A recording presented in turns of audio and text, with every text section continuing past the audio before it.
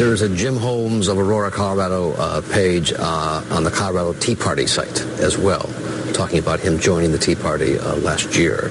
Now, we don't know if this is the same Jim Holmes, but it's Jim Holmes of Aurora, Colorado. We don't know much about him. An earlier report that I had was incorrect, that he was connected with the Tea Party. In fact, that's a different Jim Holmes. He is not connected to the Tea Party. And what we do know about him is that he's a 24-year-old white male who went to Colorado for a Ph.D. This morning, we woke up to news of a tragedy that reminds us of all the ways that we are united as one American family.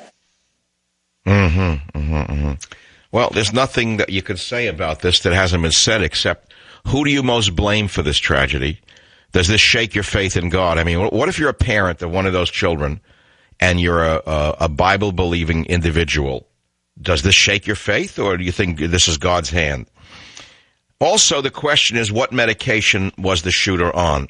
I say that because, to me, it's a similar thing to the Columbine shootings. And if you remember, right after the Columbine tragedy, I went on the air and I said, what medications are they on? They hid it for months. And then after months and months and months, I found out that the Columbine shooters were on antidepressants. We have an epidemic in America of antidepressant use, and there is often violence associated with the use of antidepressants, which is often not disclosed, possibly never disclosed to people taking antidepressants. That doesn't mean everyone taking antidepressants is going to become a shooter. I mean, you could just as well blame him drinking milk if you wish to do that. However, who do you most blame for this tragedy? Should Warner Brothers pull the film? Do you believe the sewer pipe of Hollywood is partly responsible? Do you believe that Katzenberg, Ratzenberg, and Spielberg are responsible for this?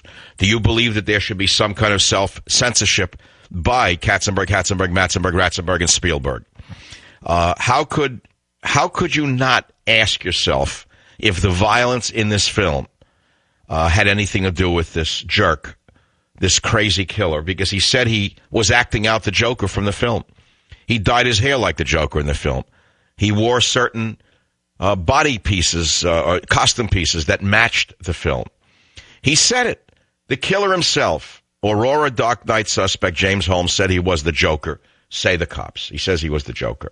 And he went to the movie theater, loaded with the gun, certainly. You can start in with the gun blaming if you wish, but I'm certainly not going to let that occur because it's not about the guns, it's about the shooter. He dyed his hair like the Joker, and the Joker is a well-known villain in the fictional Batman universe. The attack took place at a screening of The Dark Knight Rises, the final movie in the Batman trilogy. And the fact of the matter is, he played the villain.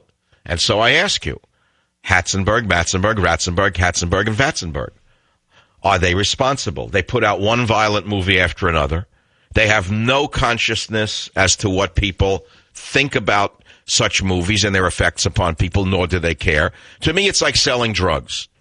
To me, the Hollywood moguls are like drug dealers. But instead of peddling crack, what they're peddling is violence and pornography. Now, there was a time that there was a Movie Association of America, whatever it was. Jack Valenti was the head of it. But before that, there was J. Edgar Hoover. And J. Edgar Hoover was a tough guy, and the movie moguls at the time were afraid of him. And the movie moguls would not put out movies that glorified violence. In fact, as I was a kid, my father told me, he said, you'll notice, I remember this, my father said, notice that every time there's a gangster in every movie, in the end he dies. He doesn't get away with it. I said, why is that, Dad? He said, because the movie studios made J. Edgar Hoover understand that they would comply with his desire to not show that crime pays. In fact, the opposite is true. They will show in every movie that crime does not pay. I said, well, that makes sense. That, as a kid, even I understood it made sense. Now reverse it.